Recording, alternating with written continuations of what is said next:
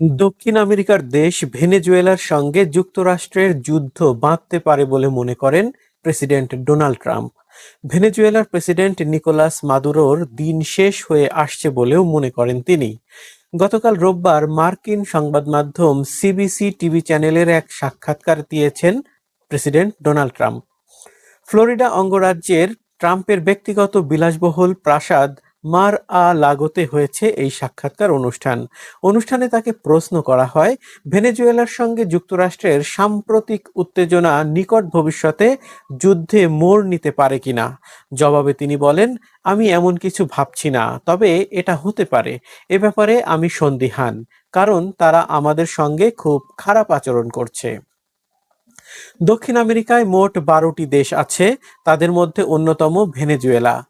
2013 সাল থেকে দেশটির প্রেসিডেন্টের পদে আছেন বামপন্থী রাজনীতিবিদ এবং সাবেক শ্রমিক নেতা নিকোলাস মাদুরো।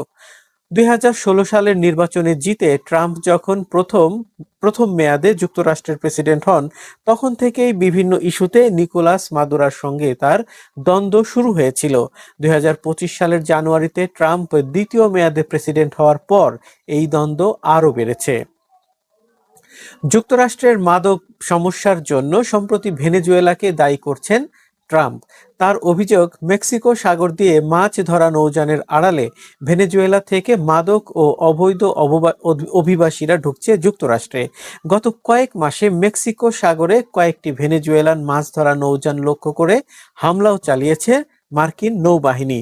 এতে নিহত হয়েছে কমপক্ষে 64 জন। এসব হামলার প্রতিক্রিয়ায় প্রেসিডেন্ট নিকোলাস মাদুরো সম্প্রতি বলেছেন, ট্রাম্প ভেনেজুয়েলায় হামলা চালানোর ক্ষেত্র তৈরি করছেন। তাকে সমর্থন করে দক্ষিণ আমেরিকার অপর দেশ কলম্বিয়ার প্রেসিডেন্ট গুস্তাভো পেত্রো বলেছেন, ট্রাম্প এখন লাতিন আমেরিকায় আধিপত্য বিস্তার করতে চান। ভেনেজুয়েলার নৌযানগুলোকে লক্ষ্যবস্তু বানানোর পক্ষে যুক্তি দিয়ে সিবিসি 60 মিনিটসকে ট্রাম্প বলেন, আমি জানি ব্যাপারটি নিষ্ঠুর, কিন্তু যুক্তরাষ্ট্রে প্রতিদিন মাদকের কারণে 25,000 মানুষ মারা যায় এবং তাদের পরিবার ধ্বংস হয়। ভেনেজুয়েলার প্রতিটি নৌযান এজন্য দায়ী।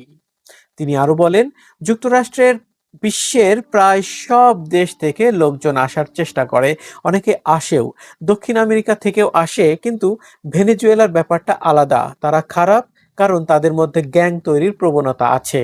তাদের গ্যাংগুলো বিশ্বের সবচেয়ে অপরাধপূর্ণ গ্যাং। ভেনেজুয়েলার মার্কিন বাহিনী স্থল অভিযান চালাতে পারে কিনা সাক্ষাৎকারে এমন প্রশ্নের উত্তরে ট্রাম্প বলেন, এমন হবে কিনা হবে আমি বলতে রাজি নই।